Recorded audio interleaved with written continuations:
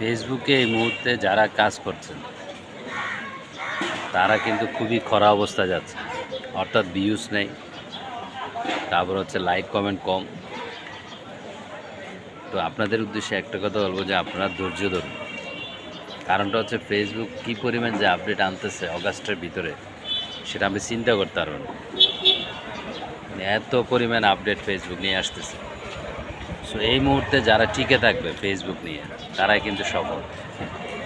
অর্থাৎ যে কোনো জিনিসই যদি আপনি বিপদের সময় পাশে থাকেন, সেটা হচ্ছে প্রকৃত বন্ধু। ফেসবুক এখন যে অবস্থা, যেভাবে স্লো, অর্থাৎ reach, view, like, comment slow, এই সময় যদি আপনি ফেসবুক থেকে সরে যান, কাজ না করে, তাহলে ফেসবুক কী করবে? না, উনি তো কাজ করবে না। উনি শুধু আসছে যতক্ষণ লাভ ছিল ততক্ষণই। তো সেজন্য ফেসবুক কাজ করতে হবে। থ্যাংক ইউ সো মাচ, সব ভালো থাকবেন।